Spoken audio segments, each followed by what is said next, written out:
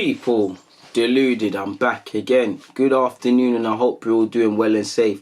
There is therefore really to talk about from an Arsenal perspective, but what there is to talk about, please allow me not to waste any time and do exactly that. Make sure you've liked, you've subscribed, you've got your notification bells on, and don't forget to comment after this vid. I'll be on to you if you don't, but according to Sport, Arsenal, Chelsea and United have all shown an interest in Samuel Umtiti. All three want to sign a left-sided centre-half in the summer. Barca originally wanted 50 million, but now accept it will be difficult to get that much. Maybe because of injuries, maybe because of lack of interest. But obviously, the more that price goes down, the more Arsenal will probably be linked with him. There's concerns over his injuries and his ability to play multiple games in a week, which are obviously big concerns because of, it might not be 50 million euros, it might be 40, it might be 30. Fairly big outlay for Arsenal with our financial constraints, and at the age he's at and wages, we need to make sure a man can play.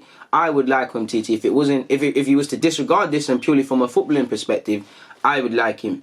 Arsenal, Chelsea and United have all probably need a centre-half. They've probably all asked to some degree. Obviously, we've got Real Sane, an ex-Barca man. So these stories are going to write themselves.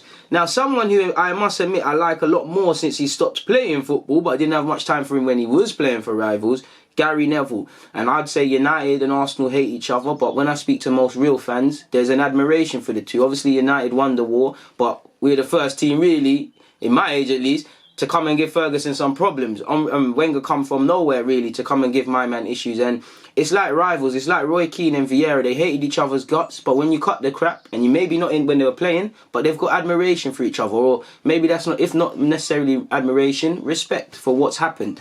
And Gary Neville more or less has. He said, if United he was asked basically if United no longer wanted him and he had to join another club, he said Arsenal would be number one.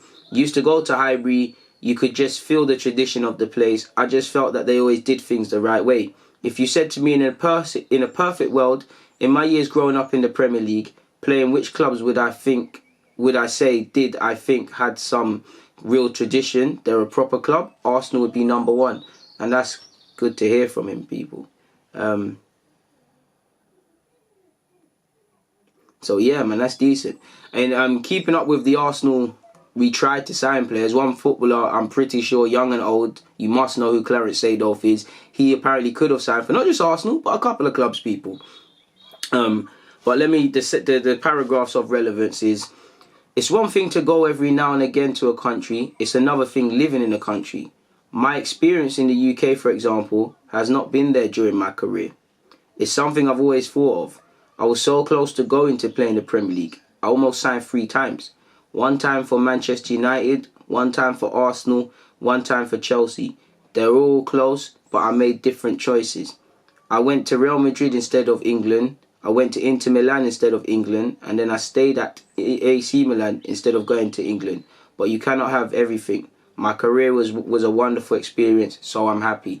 He's played for a number of big clubs. You look at Seedorf's, just this amount of stuff that guy's won. If you know who Clarence Seedorf is, do I need to add any more? It would have been lovely to have him. Maybe more so in his prime. I'm inclined to believe we probably wanted him when his career was winding down. But I don't know any of that to be facts, people.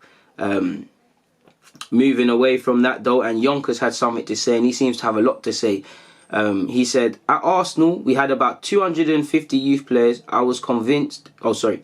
That's what he said. Then he went on to say, I was convinced 3 of them could make it all the way to the Emirates and the England national team. One is Reece Nelson, one is Marcus McGain, and the other one is not there yet. He's younger. Maybe I'll mention it one day. I mean, there's a couple of players I have in mind, but I don't know who he's on about or what period this was said. So it's lovely to hear that, especially in Nelson's case, man, because, Nelson needs to start. I think Nelson's a decent player and he can be a decent squad player for us, but I also think he's got potential to be more than that. If I'm him in a healthy way, you see what Martinelli and Saka are doing, you should have every intention of being a part of that. So hopefully he can do that, people. Moving away from that, Jonathan David, he's been linked with a £17.5 million move to us, more so to clubs in Germany.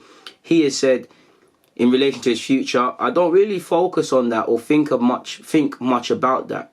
Right now I'm playing almost every minute of every game, and that has really helped me to get to the level that I need to be.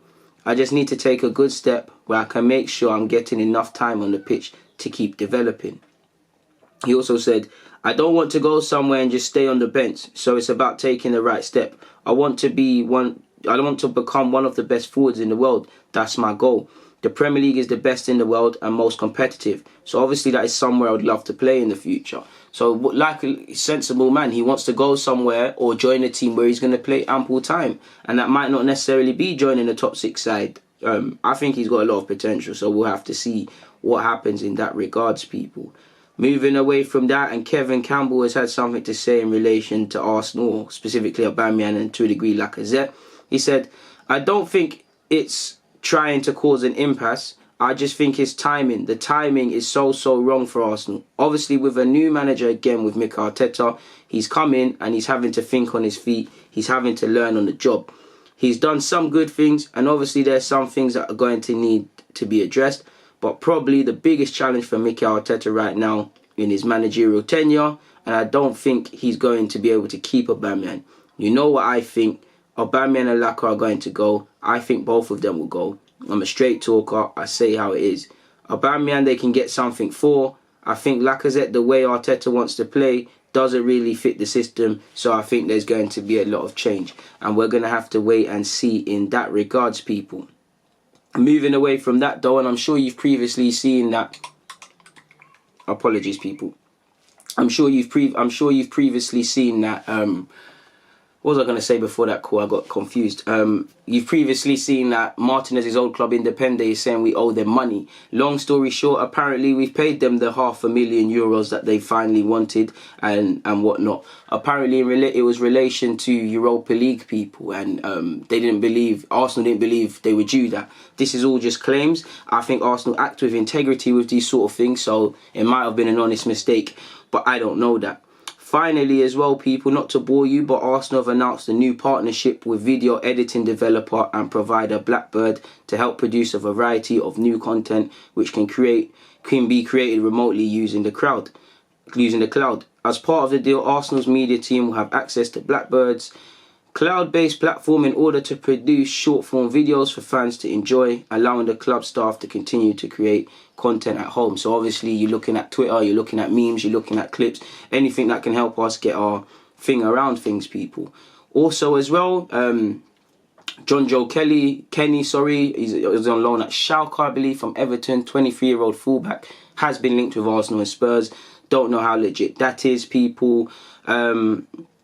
Shout out to Rob Holding and Reece Nelson and a couple of other footballers who have contributed to Football United's fundraising campaign due to the national emergency. Found out via The Athletic that a couple of players, specifically David Luiz, I guess in a remote basis, is liaising with a football fitness coach called Lucas Kroll, who's also Brazilian and he's based in America.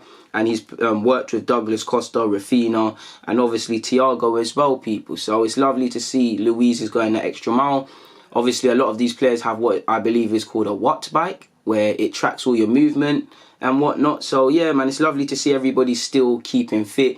And the same article I read about this said, you know, Mikel Arteta obviously still sending videos and all of these things to the players, or the necessary players. So it's lovely to see we're still doing things, people. But on that note, got nothing more to add, so I'm going to get out of it. DG.